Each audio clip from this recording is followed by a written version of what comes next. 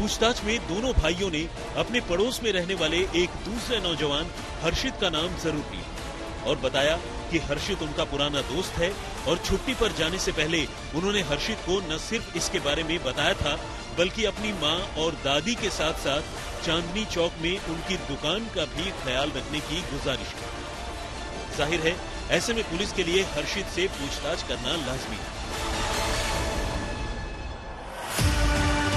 अब पुलिस ने हर्षित से सवाल जवाब शुरू किया, लेकिन उसने पूरी मासूमियत से जवाब दिया कि उसे न तो अपने इन दोस्तों के घर हुई लूटपाट का पता है और न ही उनकी मां और बुजुर्ग दादी के कत्ल के बारे में कोई जानकारी है। हाँ, उसने इतना जरूर कहा कि शशांक और सार्थक के कहने पर उसने दोनों भाइयों के जाने के बाद 1-2 बार उनके घर जाकर उनकी मां और दादी से मुलाकात जरूर की, लेकिन ये सब कब हुआ, कैसे हुआ, किसने किया, इसके बारे में उसे कोई खबर नहीं। अब पुलिस ने दोनों महिलाओं की रूटीन के बारे में पता करना शुरू किया। पुलिस को जानकारी मिली कि शशांक और सार्थक की मां डॉली राय रोज अपने कुत्ते को घुमाने घर से बाहर निकलती थी, मगर 13 अगस्त के बाद उन्हें किसी ने घर से बाहर जाते नहीं देखा, बल्कि पड़ोसियों ने पुलिस को बताया कि डॉली राय को 13 अगस्त की शाम को शशांक और सार्थक के दोस्त हर्षित के साथ देखा गया।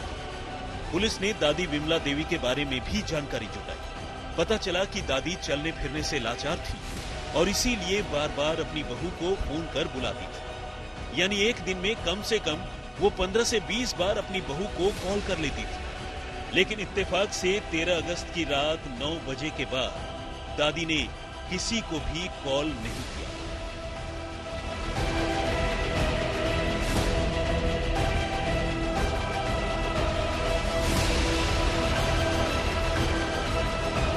अब चूंकि पड़ोसियों ने आखिरी बार हर्षित को ही डॉली राय के साथ देखने की बात कही थी, तो पुलिस ने हर्षित को बुलाकर नए सिरे से पूछताछ की, मगर उसने सीधा सपाट जवाब दे दिया कि वो 13 अगस्त को शशांक और सार्थक के घर गया था और उनकी मां यानी डॉली राय को अपने साथ मंदिर लेकर गया। पुलिस ने इस तथ्य को अपने तौर पर वेरीफाई किया और हर्षित की बात सही पाई, लेकिन फिर हर्षित के पास कई दूसरे सवालों के जवाब नहीं थे।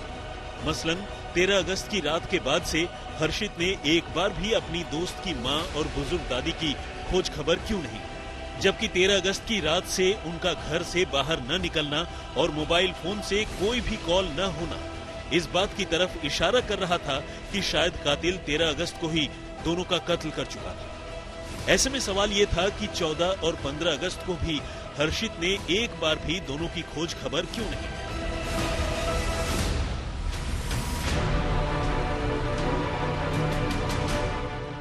सवाल शशांक और सार्थक से भी पूछा गया कि आखिर दोनों ने इतने दिनों तक अपनी मां और दादी से बात क्यों नहीं की, लेकिन दोनों भाइयों ने जो जवाब दिया उसने इस मामले में पुलिस को पहला क्लू दिया।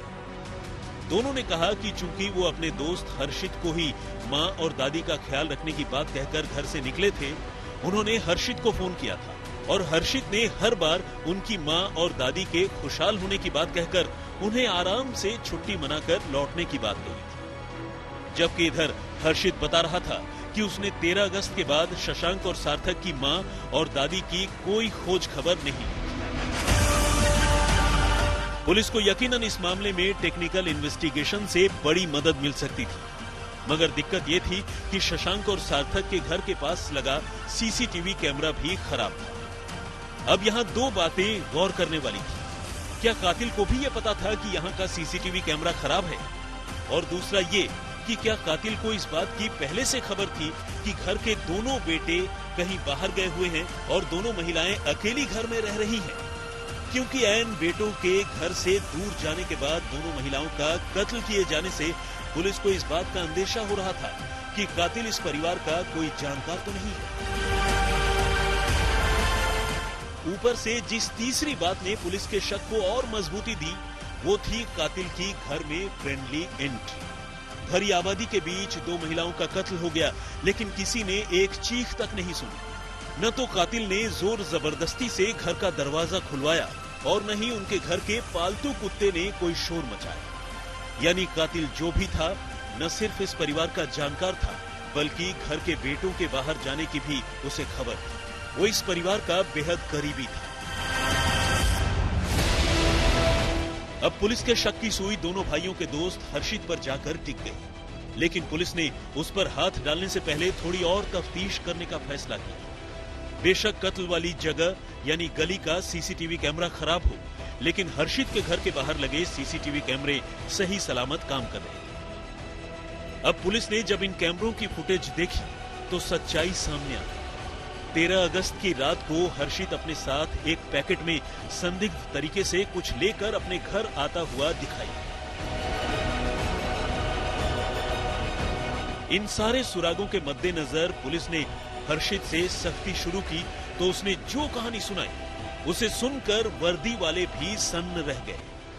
हर्षित दोस्त नहीं बल्कि दोस्ती की खाल में छुपा वो गद्दार दुश्मन था जिसने खुद अपने हाथों से अपने दोस्त शशांक और सार्थक की मां डॉली राय और उनकी दादी विमला देवी का कत्ल कर दिया। और सीसीटीवी कैमरे में कैद हुई हर्षित की ये तस्वीरें कत्ल के ठीक बाद की थी, जब वो अपने दोस्तों की मां और दादी का कत्ल करने के बाद उनके घर से रुपए और जेवर लूटकर अपने घर लौटा था। नेबर से पूछताछ की गई, सीसीटीवी स्कैनिंग काफी रही और सीडीआर एनालिसिस, ये बात प्रूव हो गई थी कि 13 तारीख की रात को ही ये मर्डर हो चुका था।